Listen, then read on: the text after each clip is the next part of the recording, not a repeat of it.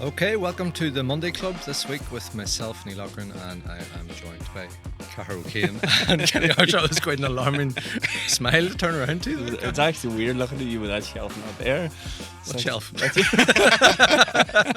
We're not supposed to talk about the shelf. Where shelf? The shelf is there. What do you mean? The elf on the shelf. Yeah, no, it collapsed under the weight of Irish News merchandise. It just gone. Yeah, I think but it will be back next week. It'll be back for the knockouts. Like, was it insured? I hope so, because and if it was They'll insured, not pay it anyway. if it was insured, Kenny, it would have to be with our regular partner, Find Insurance, in your local commercial insurance. Sure, it will not pay out. They would obviously. And a fine start to proceedings. Well, there we go. Yeah, guys, a lot to get through today on the football front. We've just had the Tailteann Cup draw this morning. I'll run through the fixtures, quarter-final fixtures here quickly. Fermanagh, Sligo, Laois Down, Offaly, Wexford, Antrim, Wicklow. Yeah, interesting enough. Mark Doran and wasn't he down with Oisin McConnell? He was a few down years with ago Oisin in a year Wicklow? in Wicklow, yeah. And then down in Laois, Justin McNulty watch himself there for votes. Where there was an outcome of that one. Yeah, but that's a tight enough draw for Down, I think. Obviously Down have been the pre-competition favourites and stuff, even in light of their Offaly defeat a few weeks ago. But yeah, well, they still would be the favourites, but I mean that is a tough draw for them. It's good, obviously, for the two other Ulster teams. Antrim were going to get a home draw anyway, having won their way through, and then Fermanagh came through against New York. Fermanagh are going well and will fancy their chances. You know, they're scoring plenty. They've got good attackers definitely inside. recovered from the kind of the way the start of the league, where you can see that there's something there's something building there, isn't there? And they actually really want. You can tell that they really want to win this. Yeah, well, I saw them against Longford, and young Matty McDermott started that day and he scored a goal there again at the weekend. Again, obviously New York aren't the toughest of opposition, but he's added there. Connor Love has come back in, who maybe was a bit out of form, carrying an injury. He's looking good again, and obviously Darren McGurn. Connor Love, that's all I can ever hear. Sorry, when I hear his name, just anybody with love in their name, I just feel like a Barry White kind of but anyway. Okay, I'm sure it's not the first time he's heard that. No. Or maybe it is, and if it is, moving on. But anyway, the Fermanagh supporters love them, and they are. Fermanagh always, we know, struggled for scores. Yeah. So the fact that they've a few men in, and then Ulton Kelm is back in and offering a threat. It's obviously there's more scores in the modern game anyway. But Fermanagh are finally getting men and young lads like McDermott who can take a few scores, and that will offer a threat for any opposition. Absolutely. And it's definitely an opportunity there for Antrim as well, as you said, a home draw against Wicklow to get into the Tailteann semi-final. The loser's going to the World Cup. That's correct, yeah. They have to go to Mexico. Play New York.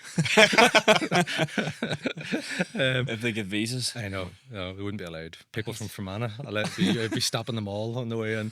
I know the World Cup has crept up on us a wee bit on Thursday. Are you buzzing? Are you buzzing? I've got to say I'm actually really bizarrely excited about it, even though I know it's going to be rubbish until probably the last 16. I've seen the list of group games, and you're just going. I know it's actually Katie it's a wee bit overwhelming. It's like Katie? These are so Katie against Fermanagh in New York. It's a wee bit overwhelming, and there's so many games. Yeah. It's like, geez, what am I going to watch here? I'm going to have to I can't stay up all night every night and watch the whole lot of them. Yeah. So you're going to have to pick and choose. And the group it's not stages. Going to be hard to pick and choose. No, but then that's what I mean. So the group in the knockout stages, you'll watch a lot be the more. problem. But the group stages are going to be. But it's. I'm not really in the mood yet. The fact that I just think it's just going to be so warm out there. It's going to be a slow World Cup. The pitches don't even the pre-season and the games that were played at the pre-season games, I was going to call them there, in the Mechanic Cup at the weekend. The Mechanic Cup at the weekend there. Yeah. The pitches looked really slow, and but I did like actually even watching it. I only caught a wee bit of the highlights of the England game. Highlights of the England game. But the nets, I like that now. That reminds me of 1994. Do you remember the big real square, kind of big deep square? nets? Does the ball stay in if it goes over the line? Because that's what really bugs me nowadays. I think it was a Champions League final. Havertz, I thought, has he scored or not? ball comes flying back out again. Oh yeah. The penalty, I think, that PSG scored. The ball needs to go in, ripple in a net, and stay there. Modern nets, it comes back out again. I hate that. What about these nets? Are you having these nets? I didn't notice. Are they big, deep fish I nets thought again? so. Like, The one that Harry Kane scored into, I thought looked, the back of the net's about 4 mile away from the post. It looked a bit deeper now, definitely, than what we're used to. But life's too short to watch an England friendly. No, I didn't. I swear, I watched about 20 minutes of it, and I thought this is the most soul-destroying experience. How does anybody watch this? Now, at this point, they'd made their 11 changes, and it was like complete just walking pace football. But that's a wee bit of what I fear the first couple of weeks of this thing could be. A lot of walking pace because of the heat, and everybody will be saving themselves. And then I think even a lot of the and we'll wrap up the World Cup chat here, but a lot of the third games of some of the groups seem to be the ones between the two, maybe bigger nations in the group, which you sort of think will just end up being jockeying for position. Or just be dead rubbers slightly. I think that depend on your path and what's ahead of you. Can we all just pick a winner? One word answers, no explanations. Okay, go. I'll go Spain. That's a good shout because one word. That's a good shout because I can't. France. I've never said a sentence without the word because. For the love of God, just name a country. Spain. Spain. All right, okay. I didn't realise you were endorsing my choice. Yeah, it was. You're still deeply upset about the last World Cup final. Go on, tell the listeners. Oh no! Go on, very quickly. I'm not even there yet because I had to go. The World Cup final. Preface that I'm a Argentina fan and massive Argentina fan. Absolutely massive. I'm going to be repeating all this in a column in the next few weeks. So apologies if you've already apologies if you hadn't read it yet. If you haven't heard it yet. Got the half time. Argentina were 2-0 up, flying, and my wee boy had been not very well. He'd been chest. I can't remember what it was actually, tonsillitis or something. But it sort of reached a point at half time of like, okay, he's actually going to have to go to hospital. And so just flying down the M1, listening to TalkSport, dipping in and out was hell on earth because listening to TalkSport's hell on earth. But it was hell on earth because every time it dipped in, France had scored, and it was like, oh God. And then sitting in the waiting room of the children's hospital with what felt like thousands of screaming children and anxious parents about, and just trying to watch the penalty shootout on this tiny 1980s TV up in the corner. And anyway, it was a painful, excruciating experience, but Argentina won, so we were there for 3 days as it turned out. But I was just on a cloud walking around going, it was brilliant. No better place. Wearing the same clothes that I came in on. No better place to be on earth. exactly. But anyway, on to the All-Ireland Championship this weekend. Wasn't really the super sexy draw we hoped for. We sat here last week basically talking about Kerry Dublin about 25 times. I thought it was a cert, but as each one but clearly it was a fix. Well, obviously, yeah, everything's a fix. It would have been a fix if it had been Kerry Dublin as well. But yeah, you were just listening to that draw and each one going, I felt sorry for the boys in the Morning Ireland studio having to try and make sex it up. Geez, and Cavan, Dublin, and West Meath and it was all about. Did they do the eyebrows like that? Well, they probably did. For Spotify listeners, the eyebrows. The eyebrows are up, but raised like for that. fans of Maroon, Galway, West Meath. Just what more could I think actually Jarlath might have said that, to be honest. But probably, there are probably a couple of outstanding ties, I would say. And we're going to take a wee look at Tyrone Mayo. Obviously Armagh Louth is a huge one as well. We'll have a look a wee bit more in depth at that down later on in the show. But Tyrone Mayo is an interesting one, Kenny, because I was listening to Jim Gavin on Off the Ball over the weekend, and he was kind of talking about Tyrone now as potential dark horses in this All-Ireland Championship, which just again, given what went in the league and the way that Tyrone came into this championship 2 games ago, seems a bit mad. But you were at the Hyde Park the last day. Was it the perfect storm of Roscommon coming off a Connacht title and maybe being a bit flat, and Tyrone having sat in the long grass, which is their favourite place on earth, for weeks, for a day like that? No, I don't think so. I mean, Roscommon started very well, and there was an argument They might have had an early penalty. They did get a goal after 5 or 6 minutes. So there wasn't any flatness from Roscommon. I thought it was a very good contest. Tyrone played very well on the day, edged it. But like, how long was Jim Gavin in charge of Dublin? And we used to have to go, I don't want to go down and do that press conference. The man said nothing interesting for however long he was in charge. And now he's coming out with... I know. Tyrone. Opinions. But Tyrone is dark horses. He did pull out the rule book. Did he? He did actually put, like, I think he did also reference his military background. Rule 7.3A or really? whatever it was. I was like, I'm surprised he had to pull it out. I'm surprised it wasn't just logged. You know? Yeah. But no, like, Tyrone have done well. I mean, they played better against Armagh than we thought, and they played very well against Roscommon, but I think it's a stretch even to put them in the dark horses category. It's realistically, if Tyrone get to the last 4, I wouldn't see them going any further than that. You know, I think that's beyond their level at the minute. They've a lot of good young players. They've still got quite a lot of, probably more than half the team from 2021. So there's a decent blend there of the classic experience and youth coming through. But that team from 2021 has you know, done very little since 2021 until now. You know, so but are some of those guys now, like we've seen Kilpatrick has stepped up. Michael McKernan's come out, he's had injury issues and stuff. Like are they now starting to take ownership of the thing again? I think so. I mean, Con is the one in particular. I mean, everybody knows his talent, his ability, and he wasn't showing that. Like a lot of the guys from that era, Tyrone were flat there for several seasons.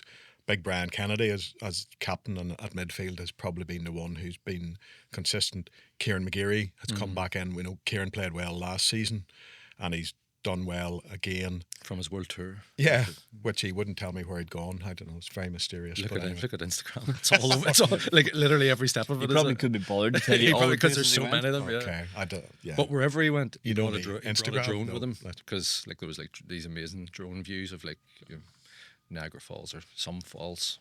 Might be Falls Road for all I know. I'm not sure. Anyway, sorry. Back to the point. Yeah, I mean those guys are probably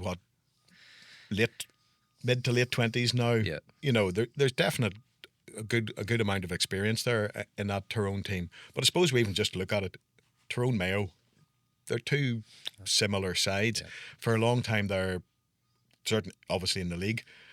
Tyrone won down in Mayo and Mayo came up to Omagh and won, and then that changed in the past few seasons. And obviously they met in that 21 final and Tyrone won it.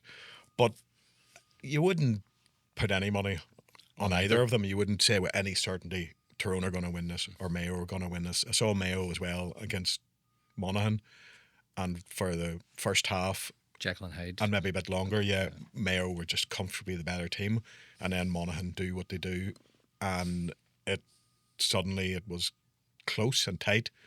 I suppose you would say Monaghan showed the game plan of what you can do against Mayo, how you can probably threaten any defence with a Bobby McCall. And it's really sad that young lad has done his cruciate ligament again. He's out for Monaghan. But Tyrone don't have anyone like that really, unless they put Con or Brian Kennedy up there, and then obviously they lose further out the field. But you've put Con repeatedly to full forward over the last 7 or 8 years and then not kicked the ball to him. Yeah. But I can't see them going that way. No. But you know, Mayo have a lot of quality as well. So like yes, the thing of what we know about 2A is you're not done if you lose. But I wouldn't be putting any money on Tyrone getting through it again. Like Omagh is not a fortress by any means for it. You know, they could win. You know, they're certainly capable of winning. But Mayo have a lot of really good players as well, and can definitely go there and win. In terms of that momentum, Cahair, like, is there a growing sense? Do you feel like about Tyrone's prospects? And what has Malachy O'Rourke has obviously changed things about to a degree. You know, since coming into the championship, and we saw Darren McCurry drop out last. Michael Holmes started, who had been sort of been used as that impact sub. I don't know if that'll be the same this weekend or like. Don't know what way they'll do, but for me, they're almost exactly where they were this time last year, to the point of it being Mayo again. They came off the back of winning in Ballybofey, and everybody thought Tyrone are dark horses, Tyrone are this, Tyrone are that, and then they lost, were well beaten at home by Mayo. And that is, you're trying to think of the psychology of what the two teams are talking about this week, and there's no question that for Tyrone, like since they won the All-Ireland in 2021, that's 5 years ago, and they've check your watch. They've won. Yeah, I don't know. That's 5 years ago, and in those 5 years they've won back-to-back championship matches twice. And of those, on both, one of the games was against Fermanagh, one was against Cavan in the back-to-back wins. So like the word is inconsistent. So what do we know about Tyrone? All we know for now is that they're still inconsistent, and that they're capable of what they did in Roscommon, and they're equally capable of what they produced against Mayo at this stage last year. So that, for Tyrone, you can imagine, that's a massive focus now for Tyrone over these 2 weeks, that they get another performance on the back of a good one, and they get back-to-back championship wins, serious back-to-back championship wins, because that's the thing that then says to me, right, so they're in the race. Because if they come out on the weekend and they're beaten again by 6 or whatever it was, 6 or 7 points last year, and if that happens again, then you say, well, no, they're still too inconsistent to mount a challenge on an All-Ireland. So that's where it's at, because the guy, I would have said before the Roscommon game, they had to go at it with pace. That's what they did. And with that Roscommon, they ran at them. Will they revert to type?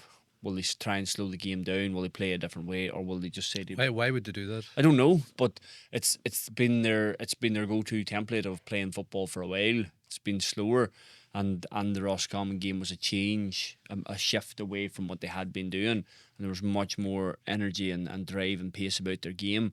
So you would hope, for their sake, that that's what continues. That's what they bring to every game, and that they just because Mayo are vulnerable enough to that as well. So look, I don't think we know enough about Tyrone to say they're this or that. I think they're just too inconsistent to say.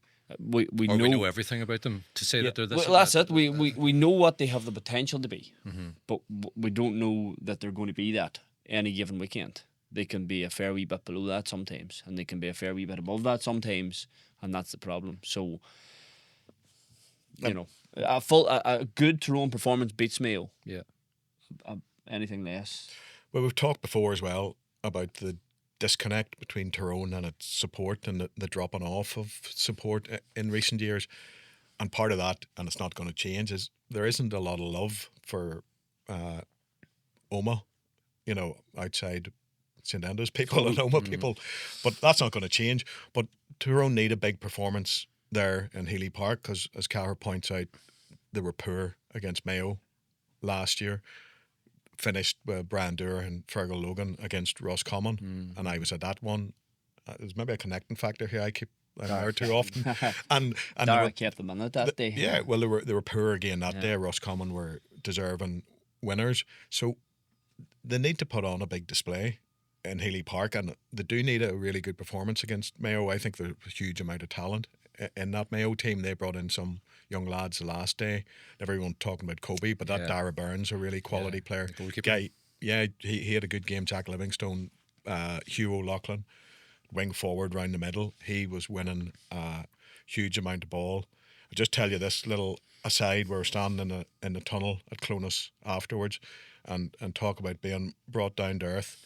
Hugh O'Loughlin comes walking through, and this young lad goes up to him and says something, and then we thought he's asking, gloves or jersey or whatever. Couldn't quite hear. What he had said to Hugh O'Loughlin was, "Can you bring Kobe out?" What about it? Oh, God. Can you take a picture? Yeah. Kobe. So, but, obviously, and Kobe McDonald had a brilliant first half, and then was very quiet second half, was actually well watched, tried some things that didn't come off, and then took the big catch at the end when they had to win the kick out just to stop Monaghan maybe, forcing extra time or whatever. Yeah. But there's a lot of good young talent in that Mayo team, and experienced players there as well. Jordan Flynn, Conor Loftus, Aidan O'Shea isn't starting. Yeah. So plenty of talent there. That was interesting too from Andy Moore, the couple of changes that he made, and it just felt like maybe he felt that because it wasn't knockout, this was the game that he could get a proper look at boys, and maybe he'll revert now. Maybe there'll be more changes and he'll go back to the Roscommon team, if you like, or closer to the Roscommon team for this weekend. So there's a wee bit of an unknown as well about what exactly Mayo are going to bring at the weekend, personnel wise. But for a long time, they were so comfortable against Monaghan. They looked in complete cruise control, and then Monaghan did what they do. And I think Andy Moore almost looked like a man who his team had just lost at the final whistle, because they almost didn't know what to make of those last 20 minutes. And the fact that there's no doubt that they would have prepared, a lot of their preparation would have been for the last 20 minutes. Yeah. This is what we do. Monaghan are going to come with this run. In the same way a lot of Monaghan's preparation would have been for the first 50 minutes. Absolutely. That didn't happen. Yeah, and it's even the fact that then, so Jack McCarron started and Ryan McNesby started, and then you're thinking, so like Monaghan's last 20 burst should be reduced, the factor of that should be reduced, and still they came with it. And I think Mayo were very disappointed with how that game panned out in the last 25 minutes and how they let them back into it. So I wouldn't be surprised if there's more changes. A bit more surgery this week. We bit of topping and tailing, and not radical overhaul, but I don't think you'll see the same 15 either. Okay. The other thing, it was Andy Moore who really pointed it out, which relates to Mayo and Tyrone. They both had that long break from the provincial exit until playing again, and that obviously helped them. But they're now in the same boat. They've had a fortnight, from the last game, so there's no change there either. But that probably helped, certainly, Tyrone's freshness and thinking, right, what are we going to do now? And Mayo really had to look at themselves after their second half collapse against Roscommon. They needed to go to Monaghan and front up, and they did that for the first 50 minutes. Yeah. The thing about playing O'Shea is that it nearly solves a wee bit of a Tyrone problem as well. If O'Shea starts, Pete Tigg goes there, and that sorts a lot of Tyrone's other matchups around that. And if O'Shea doesn't start, it's just a bit more troublesome. Tyrone just have to think a wee bit more about who goes where, and so for that reason I don't think he'll start. Yeah, I think because that would really suit Peter Tigg, because he likes pushing on the field.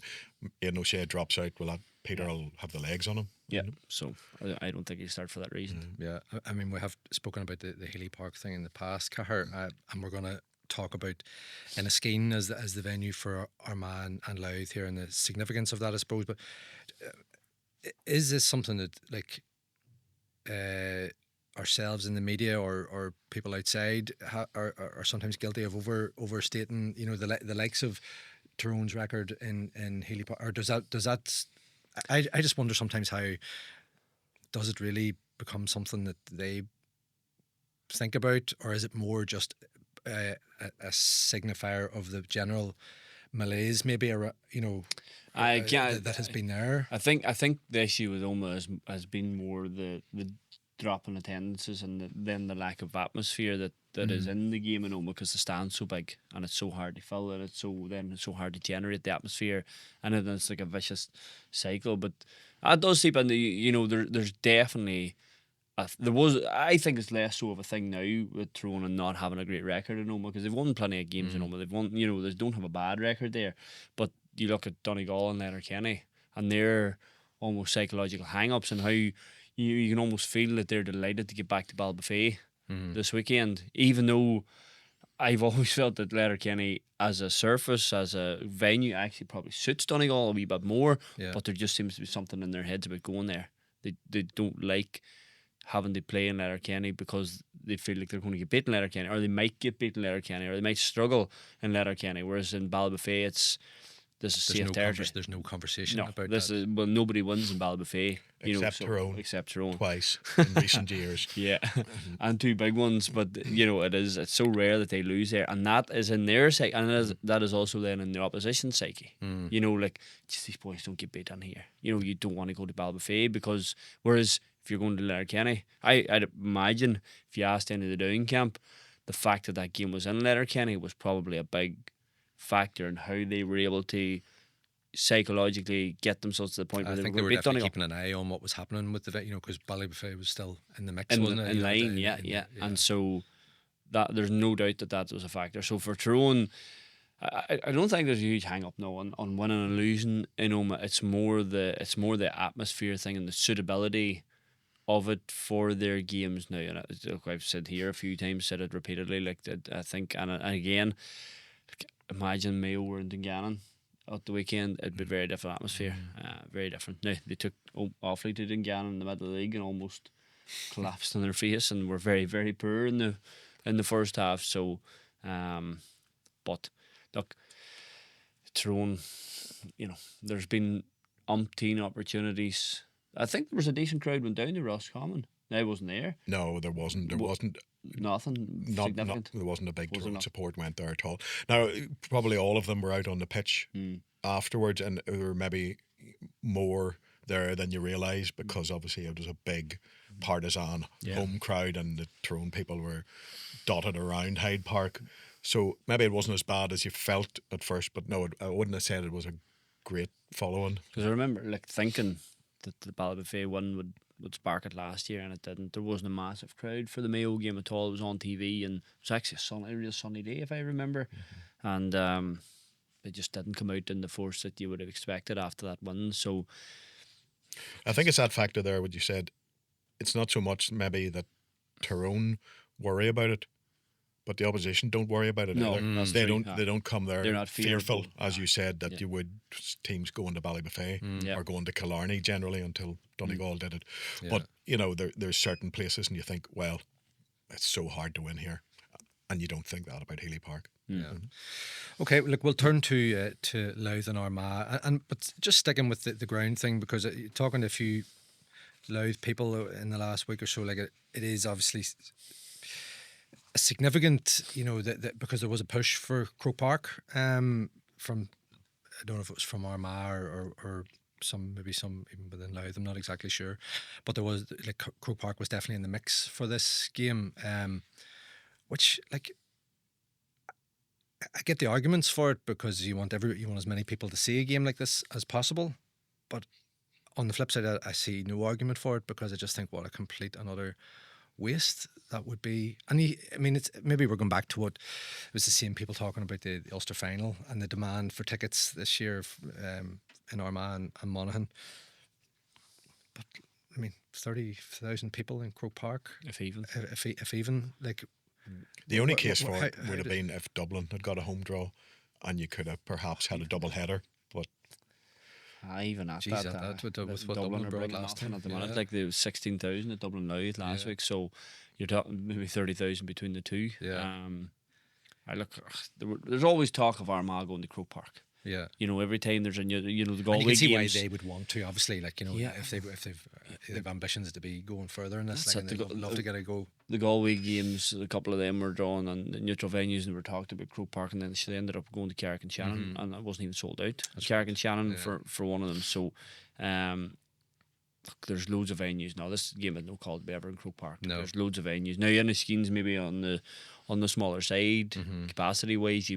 You could make a stronger case for Newry for it, but at the same time, but that's an Armagh. Oh, he went there.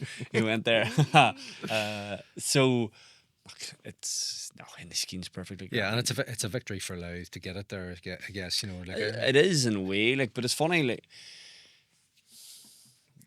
how much more familiar are Louth with Inniskeen than Armagh, because, like, in recent years when Armagh have been, because obviously they train at a Callan Bridge, they've no training centre yet, they're waiting on the thing in Portadown to be finished, and when they've been preparing for big games in Croke Park and Clones, they've used Inniskeen because they look for a pitch with the full dimension, so they have been in Inniskeen repeatedly, training there and using it for in-house games. So, like, how much of a victory is it for Louth? I suppose Louth have had a couple, like, in terms of significant wins, like they've beaten Meath a couple of times there, they beat Cork to get to the All-Ireland final, like momentous days, you would say, on the trajectory of this group. So maybe there's a bit of muscle memory to a degree there. It's a class ground. I must say, I've always loved Inniskeen. Like, I think the atmosphere on Sunday is going to be amazing. The biggest factor is the derby element, and again, going back to, I know from league meetings, and Armagh used to talk, and whenever Louth were maybe, Armagh would have been a more highly regarded team, and Armagh would talk in advance of, oh, this is tough, and you would think it was a bit of spoof, but it generally did turn out to be tough, and it is just one of those rivalries where they tend to be close. Obviously, Louth are a very good team at the moment.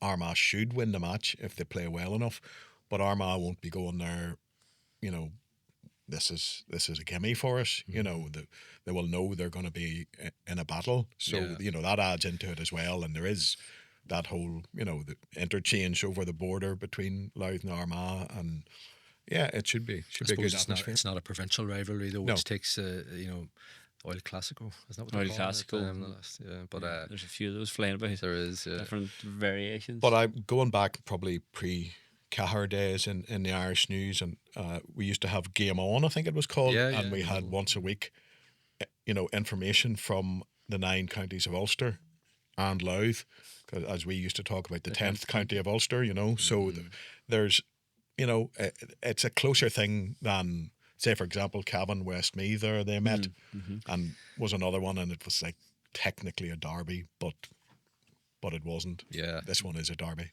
You know? Well, like I was in RD the day that they beat Derry in the league and sort of derailed Derry's promotion hopes, and you could see how much they fed off the energy. Like probably only 2,000 there, as opposed to what is Inniskeen 8 or around 8, you know. But you know, Louth are that kind of team. Like they will, and Gavin Devlin will really be hyping up, like, to take as much as they can from the crowd. Like, but when you look at Louth, Cahair, like, where do you see? Because we've talked so much about Armagh in recent weeks here, and especially when Stephen Campbell has been in and so forth. Where do you see that they can hurt Armagh, hurt Armagh? I mean, you look at the size that Louth have, the athleticism they have, quite similar in some ways, probably, to Armagh. They are. There's actually there are a good few similarities indeed. You watched them earlier in the season, and their kickouts were very good, and they were very like Armagh's had been last year. Now they probably have in Niall McDonald. They probably have somebody who's is he very close to the all-star goalkeeper at the minute in terms of what has been played so far this year. He has been excellent. They're not an easy team to press. Armagh are good at pressing teams, and they're not an easy team to press because they have 4 or 5 get-outs. You know, they have 4 or 5 options that they can hit, and what they'll try and do is string them across the pitch as opposed to going to overloads and going to box and stuff. So, you know, they're not an easy team to shut down. They have that. They have ways out of their own, and then they have, as we know, they have threats then that can hurt you. But it's at the minute, probably for any team, is stopping Armagh too. You know, it's stopping Armagh getting so many shots away and stopping them building so fast and stopping them playing at the pace they want to play at. That's the big challenge for you. Don't know. Look, Louth have just come such a long way. You know, you go back to when Gavin Devlin went in alongside Mickey Hart, 2021. Mickey Hart was 10 days out of the Tyrone job, and was brought into the Louth thing. And I remember they were 70 minutes away from Division 1 after 3. You know, successive promotions, 4, 3, and then going for a third out of 2. And I remember writing a piece that week, and just the wee things that they changed very quickly, like that, you know, you would never ever think of, or you would never know. But like one of the first things they did at Derby was plant trees to come up and kill the wind a bit, because obviously they knew what it was like in Gervahi and how the elements could affect their training sessions so much. So they put trees up in Derby, and they built a massive changing room. They made sure that the heat and the light and the showers were warm, and the place was welcoming and warm and inviting for players, as opposed to you coming in the dark and maybe the place not even opened, which had been happening in the past. Like, and it just. And I think that probably what we've talked about with other counties, even Armagh, that where there maybe would have been a bit of a turnover. Like again, the stability of the panel added to by the underage sides that they've had in that same period. Like they're now when you look at the options that like Louth have on the bench, even the last day against Dublin, like Paul Matthews coming off the bench and Tommy Dernan, Ryan Burns, Kieran Byrne, Paul Matthews, serious options coming off. And you take into account Peter Lynch's injury, possibly their best defender, and very little talk about it, as in. There's nobody. There's nobody saying, well, Louth are missing their best. We're making excuses for them because Peter Lynch is out. It's like, they have a depth that is, as you say, you wouldn't necessarily associate. You certainly wouldn't have associated with them 4 or 5 years ago. Yeah. And you mentioned that Derry game, like you were there. I can't remember offhand, but so many of their established players didn't even start that day. Seven men down from their normal start 15. So like that was some they were pretty comfortable. Yeah, they were. There's been a real mindset change in Louth, and I would say the big word for them is ambition.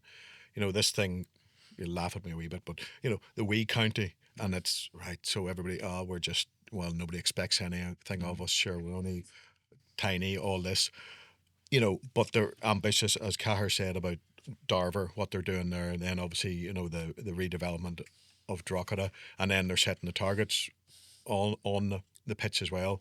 Can't for the life of me remember the name of the chairman now, but Peter Fitzpatrick.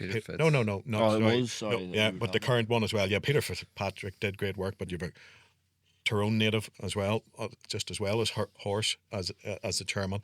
But they are, they're aiming I think big. Their CEO might be from Armagh as well, possibly. Well, there you go. But they're not settling for you did well there, Louth, get a wee pat on the back. They're probably looking across at the town of Inniskeen. They're probably looking across at the likes of Monaghan and realising that a lot of the barriers are in your own head.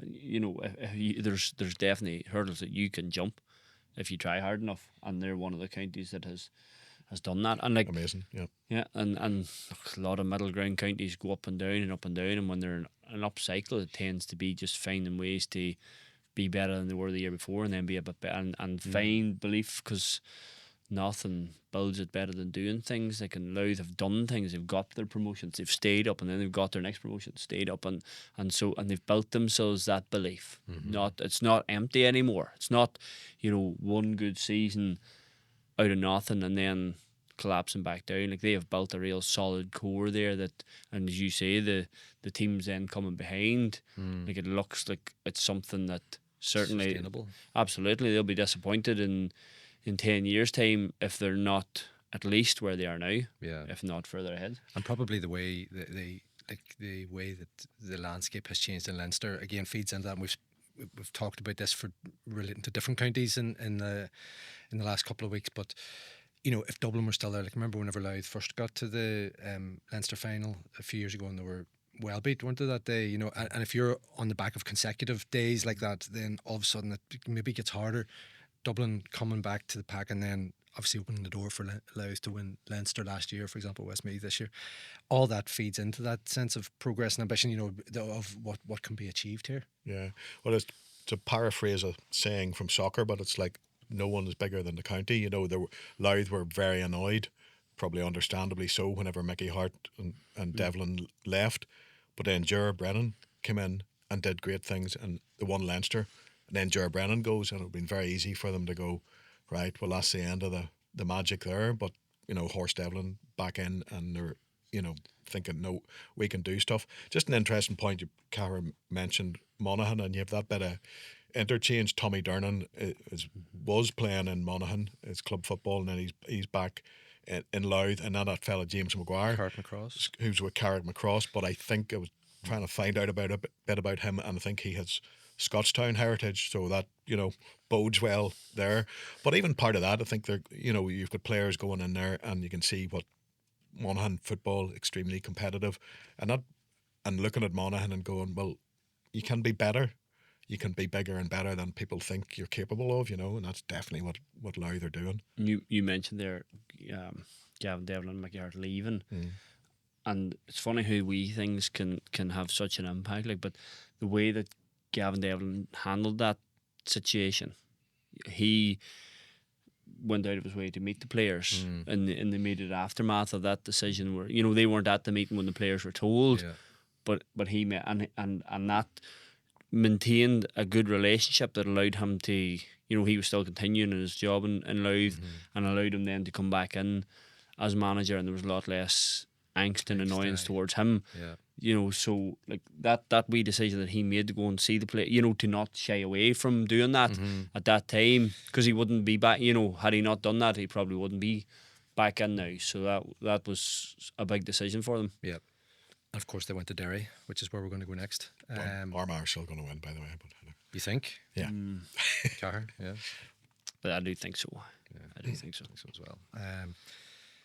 A Derry at home to Meath on Saturday. Cahair, good draw, you would say? Like, in terms of Armagh trying to get back, Derry trying to get back after Armagh and what happened last week. If Meath isn't going to focus the mind, then in terms of what they could have got out of that draw, then nothing will. It's a great draw for both counties, because it's day dog or crap the license time, as the man would say. I've never heard that. Bring back Chris crap is not the word that that is traditionally used, but rhymes with white. Absolutely. One of these two is going now on Saturday evening, and if you're the team that goes, you probably have nowhere and still be in there. If Derry can't beat Meath at home, then where are they going? If Meath can't beat Derry, then where are they going? So they're both in that middle ground now, and this is the test for them. This is what we sort of wanted. This knockout football. This is what we wanted to see. This is the good of this structure. I've said from the start, I love the home and away element, and look, it's just, there's something just, and I know, like, I've probably been wrong about Derry a wee bit this year. I've thought they were further ahead than they have been, and I was disappointed. The performance against Armagh definitely was, but you go back over the last couple of years, and this is now very similar to when they went to Mayo 1-1, and when they had Galway up in Celtic Park last year and should have won, and like in the sense of, like, there's almost, in both those games, it was like, right, there's nothing left for us here. Let's just go and produce a performance of real energy and chaos and madness. And that's what they did in both occasions. And they won both games. And I expect that that's what's going to happen on Saturday. I'm not saying they'll win, but what I expect from Derry is the knockout championship performance, the desperation performance. And it's like, now, where that takes them beyond that, mightn't even take them out of the game. But I expect the Carney, and we're back to Omagh. The Derry fans have dipped up and down a wee bit, but when you go back to the Galway game last year and Celtic Park being rocking, the stand being full and the place being absolutely rocking, and how much of an impact that had on Derry's energy in the game. But do you get the sense that there is that, like, going to this game on Saturday, like, that we're gonna see something similar? Well, I think they have support. To. I mean, they have to. Well, like, there was no massive belief left by the time they played Galway last year. So, and they still, they brought a decent number, and I think that, look, the Derry supporters sort of have to come out and fill the stand in Celtic Park and make the atmosphere, because if not, they're letting the team down a wee bit on that side. Because I think without it, I think Meath could get out of there. I think Derry need something to feed off. They need that energy to feed off. And it's just, look, it's such a 50-50. It's such a 50-50 game. That with home advantage that we always talk about, is there this element to it for Derry that they're likely to score more efficiently? Because that was, the performance wasn't good enough against Armagh. But they missed a lot, didn't they?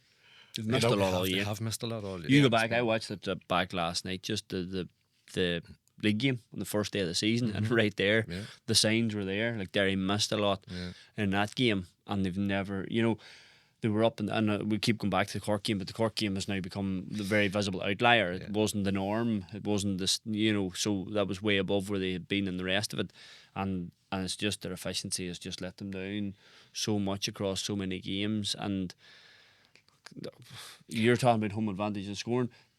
Very simple thing is Celtic Park is smaller than most pitches. Your 2-point arc is probably closer to the goal then I'm not actually sure, because where it's measured from, does your 65 be short as your halfway? It's a short pitch in Celtic Park, I'd imagine it, and there's usually a breeze blowing into the clubhouse end. So, but how much of it with Derry, then, you will have watched them even more than me, how much of it is maybe not making the right shot selection with these misses, or is it, are the players, the forwards, maybe not quite as good as we think some of them are? What is going on there really with Derry there? There's probably, it's probably more poor shooting. I think the shot selection. And Kieran has said after the Armagh game, like, that they've done an unbelievable amount of work on the shooting, to the point that he was questioning whether they had actually done the right thing, in terms of putting such an emphasis on it, because maybe it was putting pressure on that aspect of things, that everything was becoming anxious, rushed. I can't remember where I heard it. There was somebody questioning whether they'd done it under might have been Parkinson, questioning whether they'd done it under the duress that they needed to in training sessions. I don't know. There's a difference in shooting and shooting under pressure, and it's getting space for the shots. But just to be clear on that, and obviously with my background, I do think Derry have got really good forwards, and you were mentioning there about training. They've got really good defenders. There's a lot of talent. Like, Derry have produced underage, and that's been feeding through, and they've got close. Whatever it was 3 years ago, really good performance against Kerry in an All-Ireland semi-final. You've got a lot of that talent still there. I was maybe a wee bit harsh on them when I wrote ahead of the Armagh game that they hadn't had a big championship win. I sort of, wrote off the Mayo one a wee bit, saying Mayo were a team in transition. I mean, obviously it's going to Mayo is a big win, but Derry do have to produce. They have the quality to produce. It's not an easy tie, because Meath are a good team, but they have to get their heads right and know this is the time to stand up, as you say, if you don't do it now and win at home to Meath. And look, there's no doubt there's players there, big players, that have been questioned in Derry over the last few weeks and over the last few months, and how Kieran decides to deal with that, and how Derry line out on Saturday will be very interesting. Well, this is the question: like, are Derry equipped to deal with that? Say. I mean, Kenny's talking there about the underage success and the what should be the strength and depth that Derry have, but do they, if they are to drop out one of the big name players who've been at the core of all this, is there the replacements? Like the way we look at Armagh and go, okay, well, if A goes out, B comes in, and it's seamless. I think they could cope now, but dropping them out, I think you're talking. I don't think Derry are in a position where they can afford to drop anybody out of 26, but they could drop a couple out of the 15 and make a few switches, because they probably have looked like a team that too many of the starting players are too comfortable. It's they're guaranteed, no matter how good or bad they are, that they're going to play again the following week, and that's not a healthy situation for any team. And there definitely have been dips in form. So I think there's definitely ways, because you look at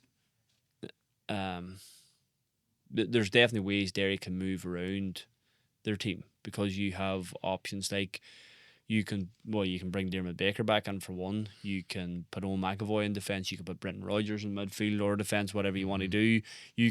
There are options within the option, if you know what I mean. So you can shift things about. You could put, if you really wanted, you could put Ethan Doherty wing half back. Things like that. So it just it just will be very interesting to see what the team is. I thought Big Dan Higgins did really well when he came on. Yeah. The last day, and I'll almost to the point where I'll almost be surprised if he doesn't start. And it's a big shout. Who goes out then? And I know that's the conversation. But I think it's something that they actually need to do. We talked just before the show about Cavan and Mayo, the teams that they sent out the last day, and how they shook them up and put young lads in, and part of that is maybe going, well, it's not do or die, so give these lads a chance. But if you look back to Tyrone and Niall Morgan during the league, and was left out for a couple of the league games, and that was a big talking point and a bit of a gonk for Niall. And then you look at his performances Yep. since then, Yeah. and that was good management from Malachy O'Rourke. And maybe Kieran Mina does need to think about that. You've got a double bonus of it almost, that you shake things up and make everyone realise we've all got to play for our place. But you've also got then those maybe one or two big names to come off the bench and say, give the team a boost. And we know that Derry... And they're angry And coming they're on. saying, exactly. right, let's prove somebody wrong or whatever, you know. Absolutely. And it's the fact that, you know, Meath, I watched Meath Cork last night as well, like, and from 2 weeks ago, and just I could not believe how bad Meath were in the last 20 minutes. Could not believe how bad they were. Against 14 men. Against 14 men, and their use of the ball was horrendous. Absolutely.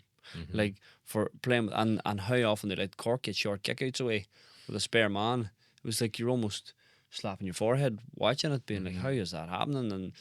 And I like Cork, and I think they've got a lot of good footballers, but they're flaky. I mean, that is a game Meath just absolutely should have won.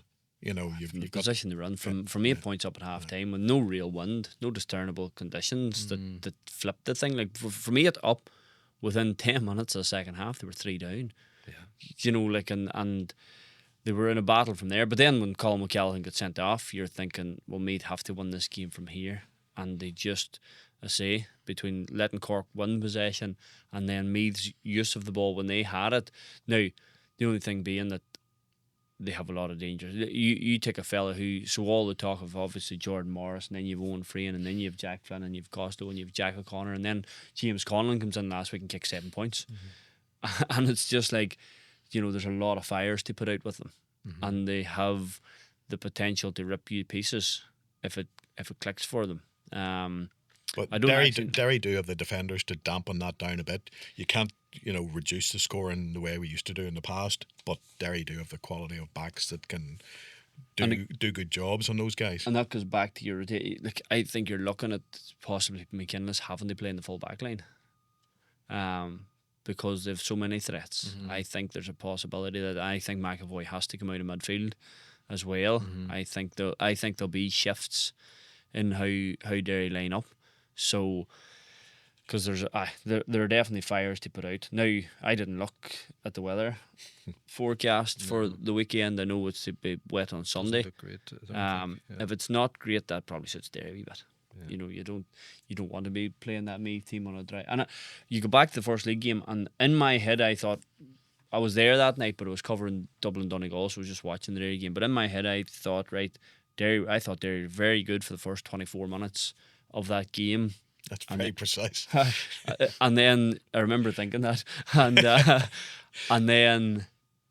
then they fell away. But actually, when you watched it back, Derry were the better team for long spells of that game, and just got punished by silly 2-point frees, by a 3v3 breach, by things that and again inefficiency. Derry had plenty of chances that they didn't take, and ended up they were beat by 3 points.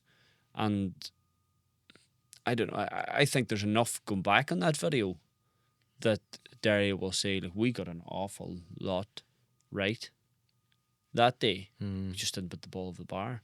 But then you could show the last 10 Derry games to the players and say, we got an awful lot right. We just didn't put the ball over the bar. So it's the simplest thing in the world, isn't it? But at some point they have to find a way to maximise in front of the goals. Otherwise, play all the good football they want, they're still going to get beat, because Meath are going to score. They're a scoring team. Even in what they scored last week in defeat, 24 something like 23 that, 24.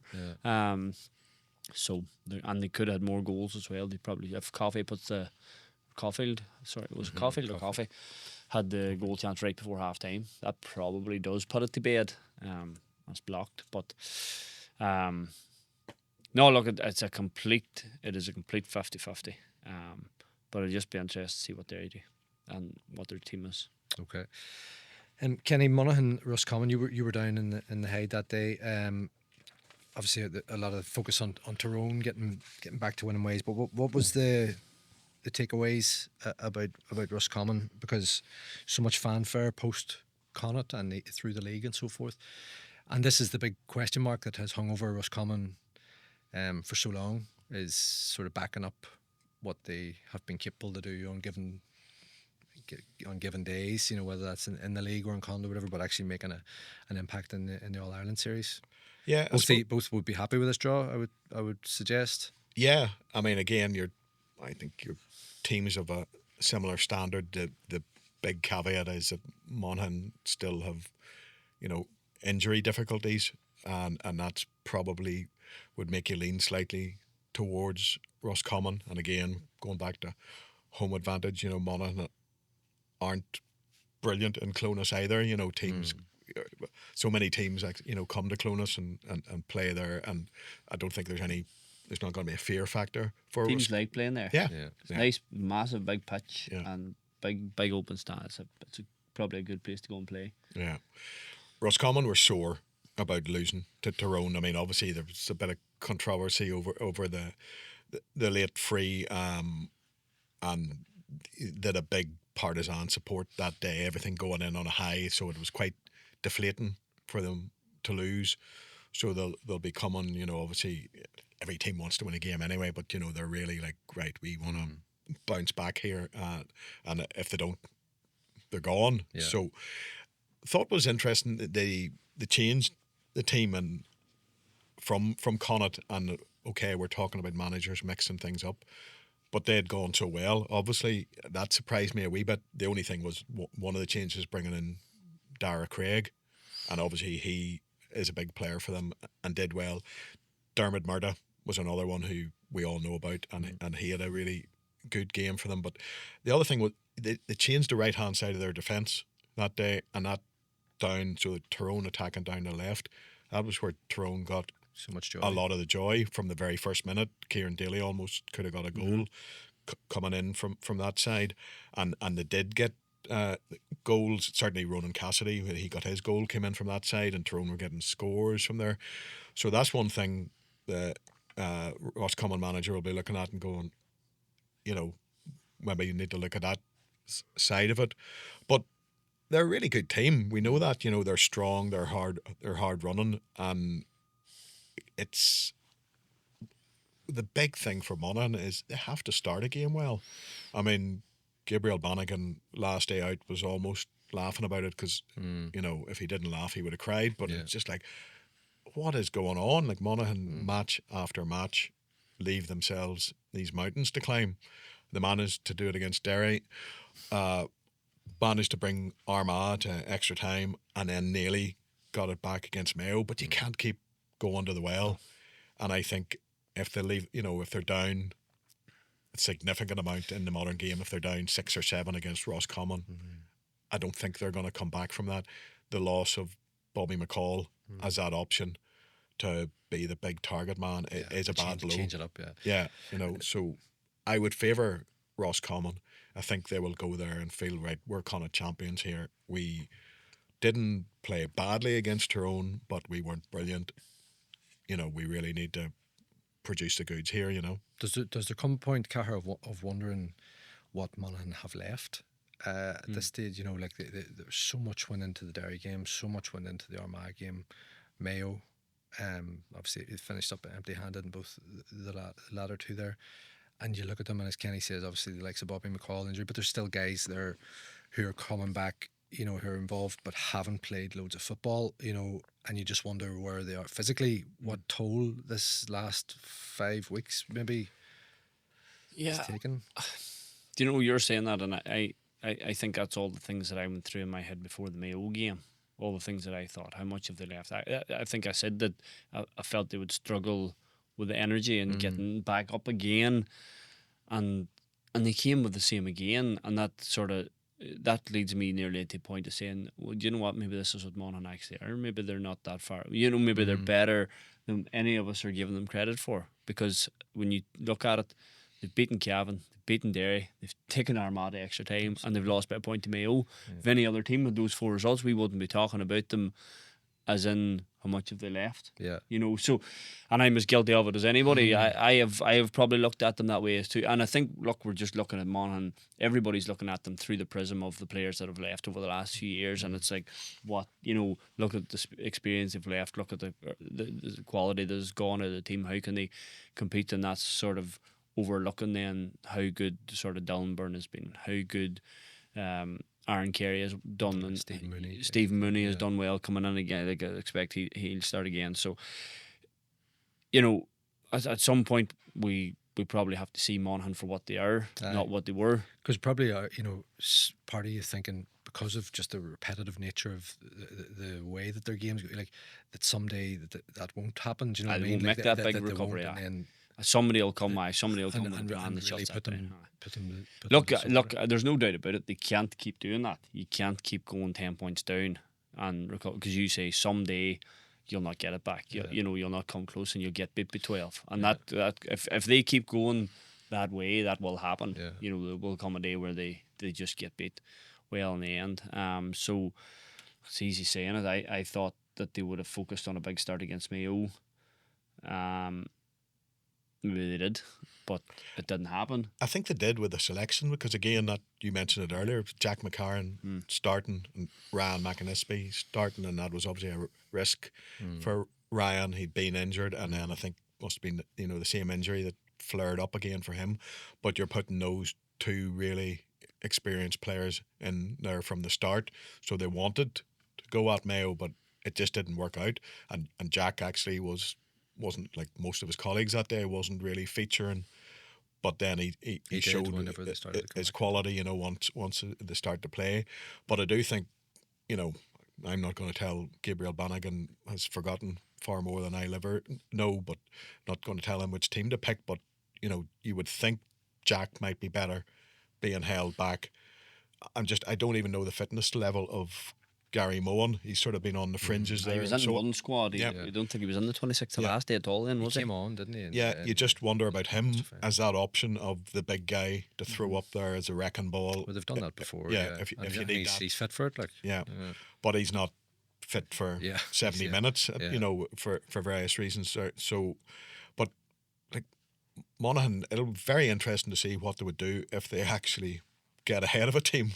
Would they then build on that, or do they nearly, you know, slack off a bit?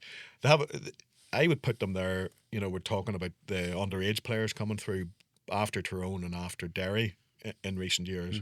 Monaghan have been the ones bringing through the quality, you know, and the young lads just come through. Yeah, they've lost a few icons and heroes, but the young lads have grown up watching them, and they just know exactly what is expected of them, you know. So, like, even from that 21 team that got to the downbeat in the Ulster final, I think there's 6 or 7 from that team, the under 20s, under 20 team. Sorry, that have now, you know, are now. Yeah, and they were in All-Ireland minor final. That team hasn't really come through yet, and probably won't for another year or two. But yeah, look, they've been producing stuff for a wee while there. They've been pretty solid at underage levels. And as I say, like, you look at Dylan Byrne particularly sort of stands out, you know, because you weren't even sure of him starting the Cavan game, and yet he's been really, really solid for them and done really, really well. And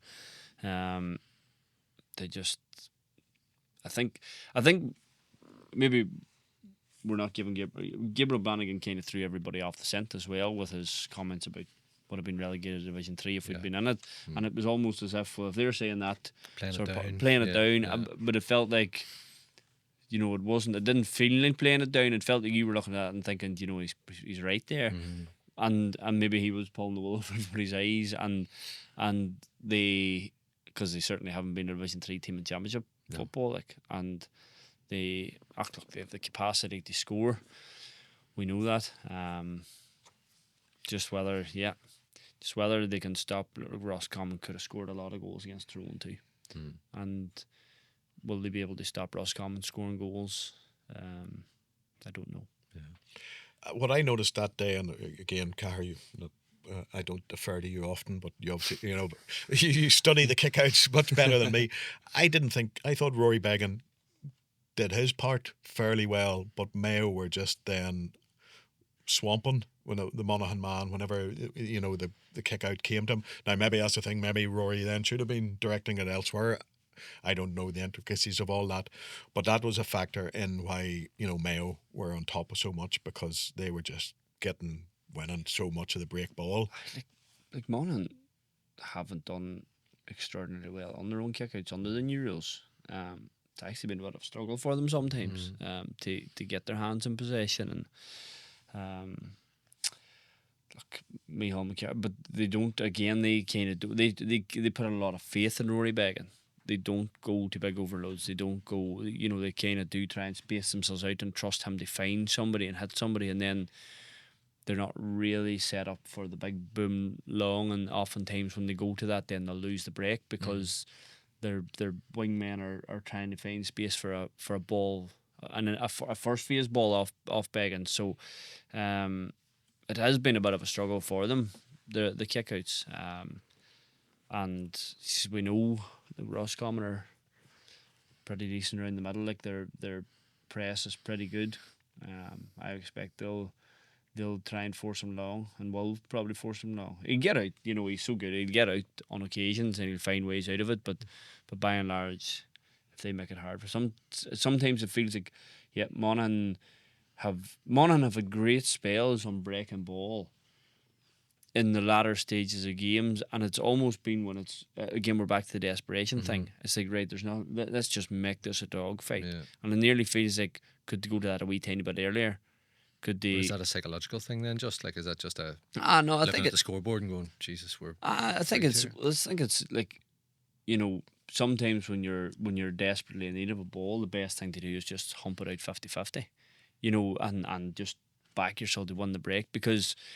And that comes when you're sort of repeatedly trying a different way and it doesn't work, and then it's like, right, what else can we do? We'll just hump this out and give ourselves a fighting chance under it, and then you win one and gives you energy, and then you win the next one, and all of a sudden you're in it, and that is what they've done. They've had great joy, and then on the opposition kickouts off those, when they're getting their shots dead, then they're feeding that energy back into the opposition kickouts as well and winning the breaks in those. So those wee periods for them, they just have to make them more sustained.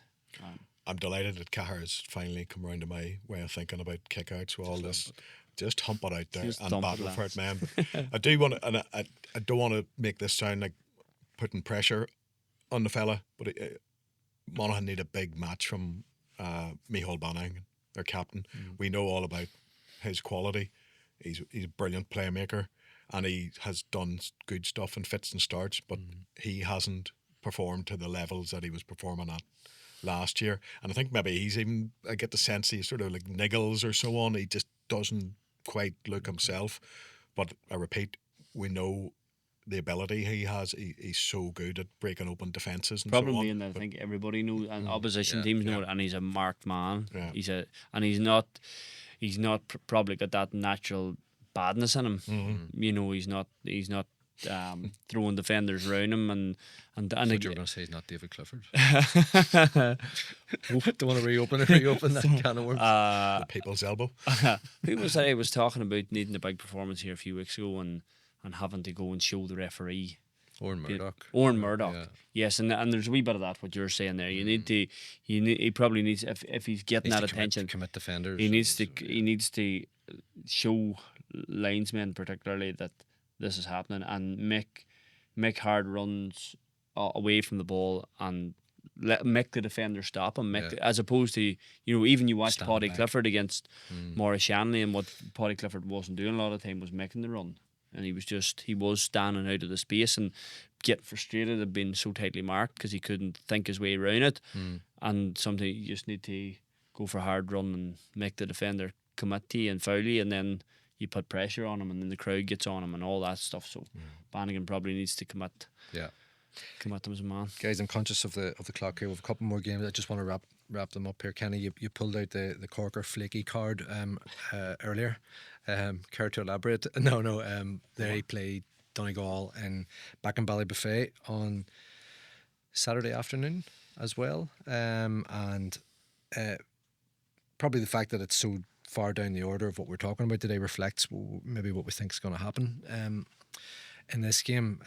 Is there anything you see with Cork that that you think gives them a chance of, because it would be a monumental upset, I would say, but then you look at them at times and their scoring threat and what they did during the league as well, and you go, geez, but I don't know. No, I mean it's interesting. With just before we came in, there's an email from Croke Park on the 2 matches that you need special media accreditation for this weekend are Louth, Armagh, which a smallish venue, and Donegal, Cork. Because there's 47,000 newspapers in Donegal. Huge level media, and a fair amount of interest around Cork too. But you're quite right. We're leaving that so late to talk about because we're just thinking, well, Donegal are going to win this, aren't they? And again, now I'm harp back here and maybe make too much of this, but Donegal have lost 2 of their last 3 home championship matches. So you take in Letterkenny against Down, and then when Tyrone went there, and then the one that they won in between, they absolutely hammered Louth. But Louth got lost that day. Yeah. And with all that we've said about them, it was Louth. It wasn't, one of the big guns. But everyone will expect Donegal to win this match. But I repeat, Cork, same way everybody expected Donegal to beat Down. Indeed, but that ship has sailed, hasn't it? In terms of a potential shock factor for this. But the 2 things you look at what Donegal did to Kerry. There are reasons for that. I mean, I was arguing with somebody on Facebook about this, 2 Tyrone men arguing about Donegal and Kerry it was, but I pointed out that Kerry were still missing quite a few players, that Paddy Clifford wasn't fully fit, and that they played the second half with 14 men, quite rightly.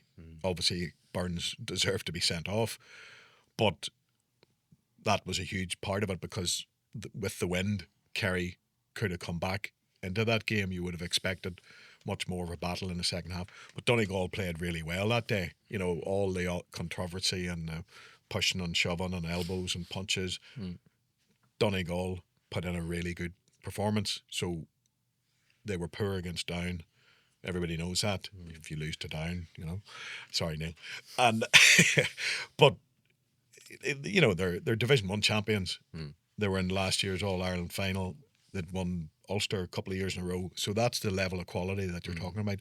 Cork have a lot of talent, but they're not winning those level of trophies. They were disappointing, really, in the Munster final against Kerry. When, again, obviously Kerry were short, even more so. But Kerry really won that at their leisure. So it's going to take a massive performance. Absolutely from Cork, to get close to Donegal, really. I just see it as a game where Donegal will sort of keep them at arm's length. They'll get ahead and they'll control the game.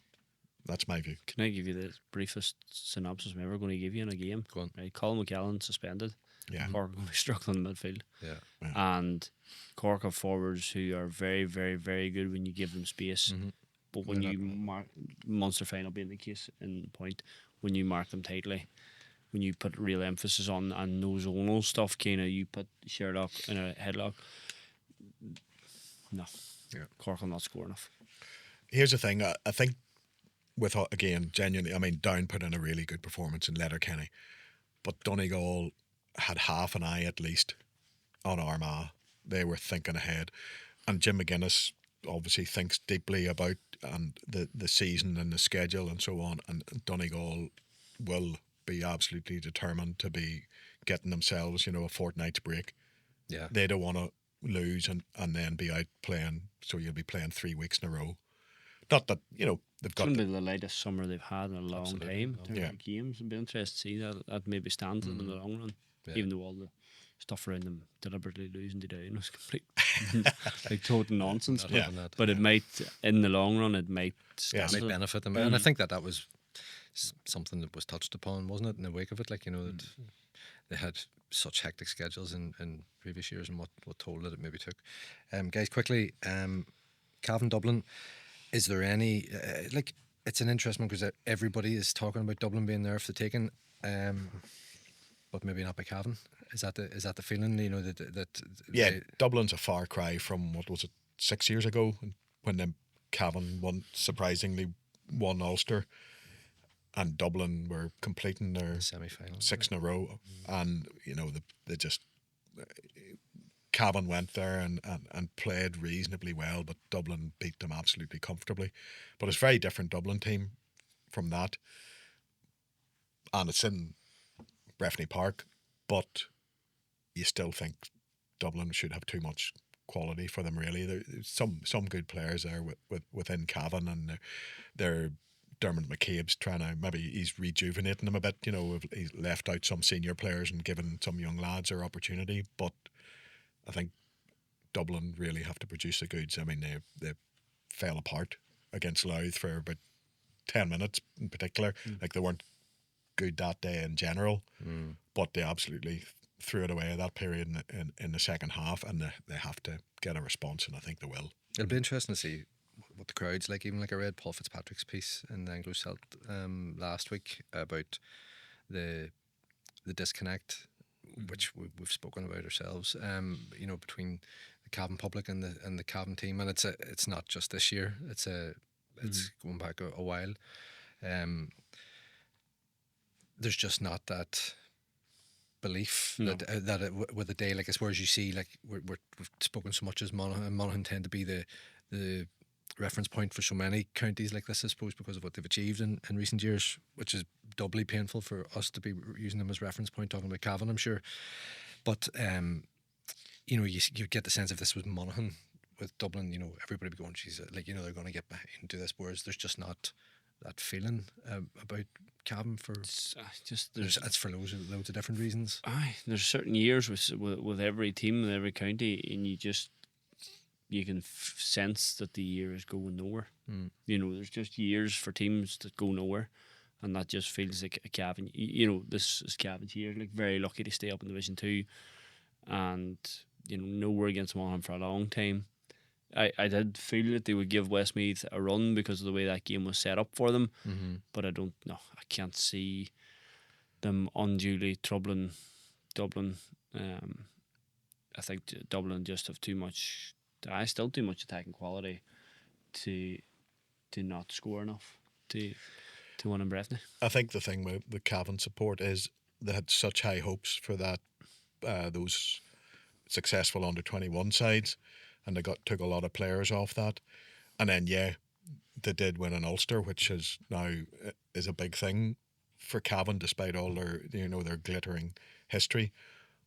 But they didn't do anything else really off that, and it's just that sense of they've no reason to really believe or back this team, and chopping and changing managers and chopping and changing some players around as well. You know, they really need this, as Cahair says, it's probably just a transition season, and if they can make a fist of Division 2 next year and start to build a team. But problem is what they're transitioning to, though. They've had no underage success, no underage teams, and no sign of anything particularly strong coming behind and the drop off of the team that won Ulster, and that's the worry for them. It's that what is coming behind this?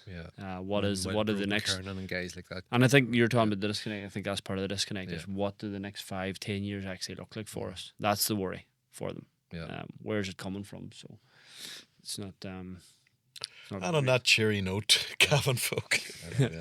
I'm not going to ask either of you to make a case for Kildare against Kerry, no, unless you really feel passionately about it. No. Okay.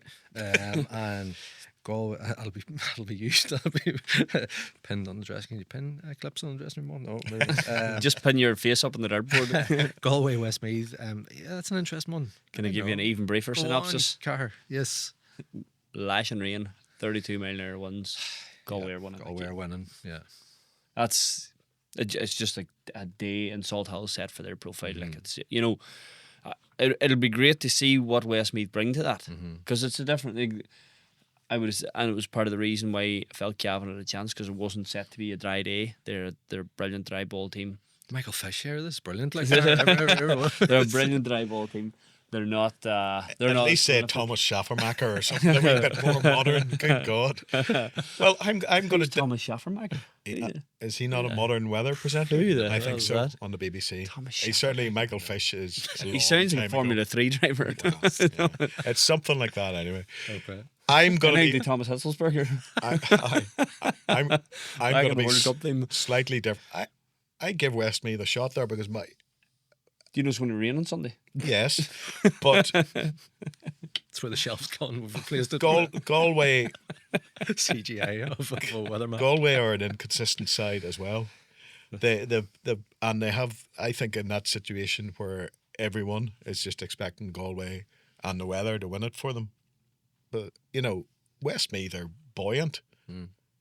They're absolutely full of beans. They'll go there.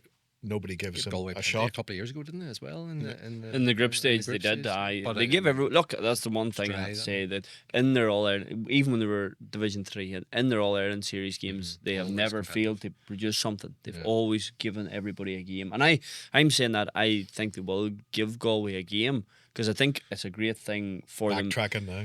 No, I think it's a great thing for them to be able to say, look, this is going to be horrible. Let's show that we can do it on a horrible day as well, and I think they will do it, just not enough to win. You do know as well where the Westmeath manager is from, like Kilcar. Like it's he can't bring the weather with him. He's not going to kick any 2 pointers. But the man, like I think Mark McHugh has done. Mark McHugh, the Hugh manager, he's done a fabulous job there, and he will have them really fired up for it. It's a great opportunity for them. It is that sort of shot to nothing. They'll see it as a great chance. Absolutely. It is a great. I think it's a great time. It's the banana skin of the weekend. It is. I just still think Galway won it. Okay, guys, thank you very much, Kenny Archer, Cahair O'Kane. These are talked out. Yeah, World Cup started yet? And, probably has. Probably has. Yeah, I know exactly. It's now 11 p.m. on Thursday. Folks, thank you very much for joining us, and thank you as always to our sponsors, Find Insurance NI, your local commercial insurance broker. Remember to like and subscribe wherever you listen to this podcast, and we will be back for more next week.